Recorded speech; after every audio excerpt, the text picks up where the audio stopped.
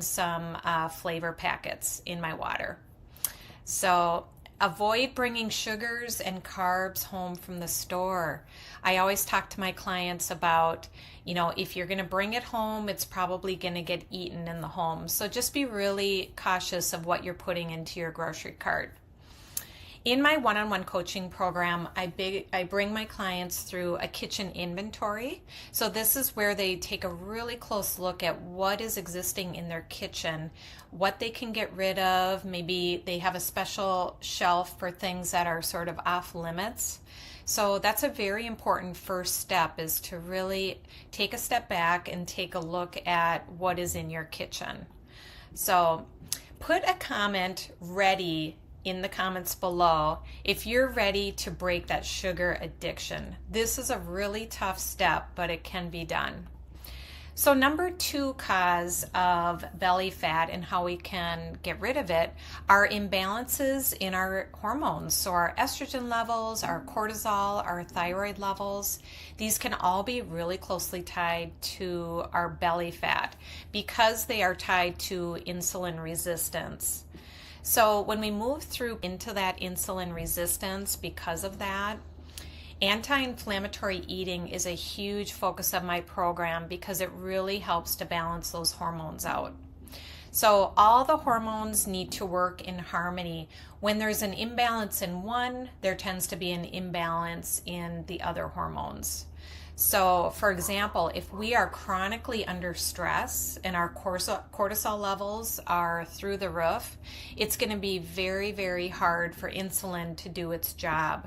And again, we're going to move into that insulin resistance. So, number 1 goal with belly fat is getting our stress levels down and getting our rest.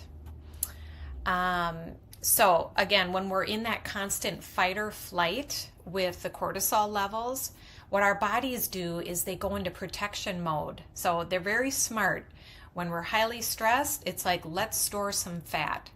So we really want to walk through life with some intentional activities that we can get our stress levels back down. So another thing is to really consider gut health in this whole equation. Did you know that 70% of the cells that make up your immune system actually live in the walls of your gut? I just found that so interesting when I found that out. So if you're chronically sick and diseased, guess where the root of that problem is? It's probably in the gut lining. So how do we heal our guts? Because if we heal our gut, we are more healthy and we're able to just shed those pounds much quicker. So a lot of it is getting back to that intuitive thinking around eating, getting rid of the sugar and the carb, getting out of that cycle of addiction. So that part is really, really key. So intermittent fasting is also a great way, as long as you're eating healthy foods inside of your eating window. So what I like to do is an eating window of, say, like 10 a.m. to 6 p.m. I do tend to like to cut off my eating window earlier in the evening. I find that I sleep better and I just feel like my food is digesting quicker. So find that fasting window and that eating window that work in your schedule.